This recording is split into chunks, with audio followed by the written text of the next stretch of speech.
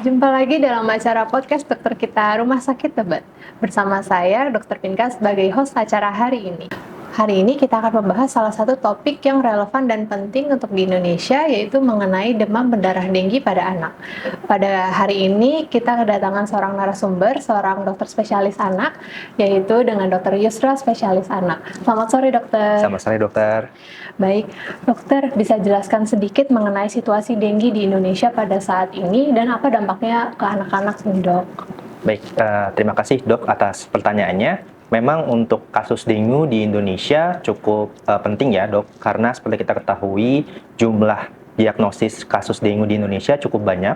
Per tahun 2024 untuk anak dan dewasa itu ada sekitar 186.000 kasus.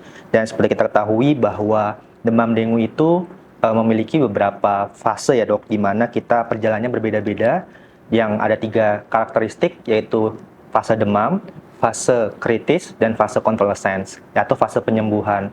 Yang penting kita ketahui bagi para orang tua adalah di mana dari demam dengue ini terdapat fase kritis, yang dimana kalau tidak ditangani dapat menyebabkan hal yang fatal, yaitu berupa kematian, dok. Baik, dokter. Lalu sebagai orang tua, apa saja tanda dan gejala yang bisa kita perhatikan pada anak jika anak kita dicurigai terkena DBD, dokter?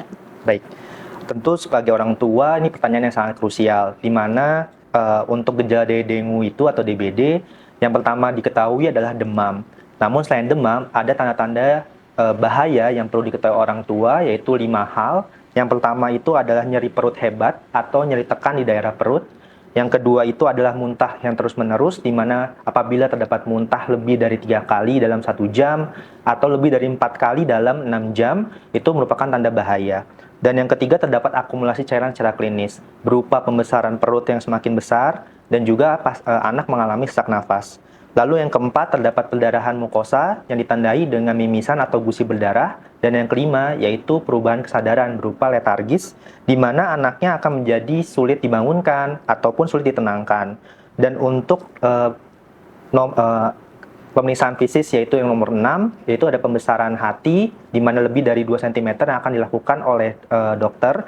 Dan yang ketujuh ada pemeriksaan laboratorium, yaitu berupa peningkatan hematokrit dan penurunan trombosit. Itu merupakan tanda-tanda bahaya di mana orang tua harus segera membawa anaknya ke rumah sakit terdekat. Baik, dokter. Berikutnya, dok, bagaimana dokter mendiagnosis DBD pada anak, dok? Dan untuk orang tua sendiri, apa yang dapat dilakukan sebelum dan sambil menuju fasilitas kesehatan, dok? Baik, untuk diagnosis, selain dari gejala klinis, kita bisa melakukan pemeriksaan fisik dan pemeriksaan laboratorium. Untuk pemeriksaan laboratorium, apabila demam baru terjadi kurang dari 5 hari, maka kita akan melakukan pemeriksaan lab NS1. Dan apabila demam terjadi lebih dari 5 hari, kita akan memeriksakan antibodi dengue pada anak berupa IgM atau IgG dengue. Nah, yang penting untuk pada orang tua, apabila anak mengalami demam, jangan merasa senang terlebih dahulu apabila demamnya mengalami penurunan, karena itu justru lagi sedang mengalami fase kritis.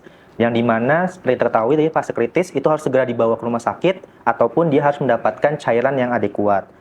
Nah, apabila di rumah orang tua pasien anak masih sadar dan masih mampu untuk minum secara baik, ada beberapa hal yang bisa kita lakukan. Yang pertama itu adalah mengajak anak untuk istirahat yang cukup. Lalu yang kedua, memastikan asupan cairannya cukup, bisa dari air putih, bisa dari jus buah yang tidak mengandung gula, dan yang bisa juga dengan cara mudah kita menggunakan Oralit. Yang ketiga, kita bisa kontrol demam dengan obat paracetamol dengan dosis 10-15 mg per kilo per kali pemberian. Tidak disarankan menggunakan aspirin atau ibuprofen karena dapat memperberat perdarahan. Yang keempat, yang terpenting tadi mengenali adalah tanda-tanda bahaya atau warning sign. Karena kalau sudah ada tanda bahaya, anak harus segera dibawa ke rumah sakit. Baik, dokter. Berarti untuk pemantauan itu sangat vital ya, dok. Lalu bagaimana untuk pencegahannya ya, dok? Baik. Untuk pemantauan sangat-sangat vital sekali, karena seperti kita ketahui kita juga butuh kerjasama dari orang tua. Pemantauan yang perlu diketahui dari orang tua, yang pertama adalah kesadaran, lalu yang kedua adalah kemampuan jumlah dari pipis anaknya, karena kita mesti tahu kerjasama mengetahui apakah jumlah pipis dari anak itu cukup atau tidak dalam setiap jamnya. Nah, untuk pencegahan, sebenarnya secara konsep ada dua cara pencegahan dari demam berdarah dengue ini. Yang pertama, kita adalah melakukan pengendalian vektor. Vektor itu adalah agen yang membawa si virus itu sendiri. Yang kita ketahui bahwa agen yang membawa virus itu adalah nyamuk Aedes aegypti. Ada 3M+ yang kita ketahui dari iklan masyarakat, di mana seperti menguras, menutup, dan mendaur ulang, serta plusnya menaburkan pes larvasida dan memelihara ikan memakan jentik. Dan untuk pencegahan yang paling penting, ini sekarang sudah ada dok, yaitu vaksinasi.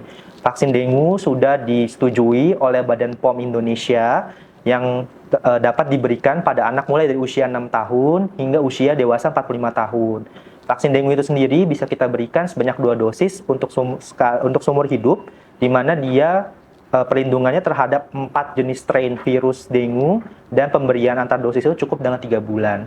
Jadi dengan pemberian vaksin dan pengendalian vektor, diharapkan kasus dari dengue akan menurun, dok. Baik dokter, sangat informatif sekali dokter. Jadi memang dengue ini kompleks ya dok, tapi dengan pemahaman yang baik dan tindakan yang cepat kita bisa menghindari komplikasi ya dok. Betul dokter. Baik dokter, baik terima kasih banyak kepada Dr. Yusra, spesialis anak, atas informasinya yang telah diberikan hari ini. Semoga dengan informasi hari ini dapat menjadi bekal bagi para orang tua agar lebih sigap untuk dapat menangani demam berdarah dengue pada anak. Jangan lupa follow dan subscribe account dari Rumah Sakit Tebet.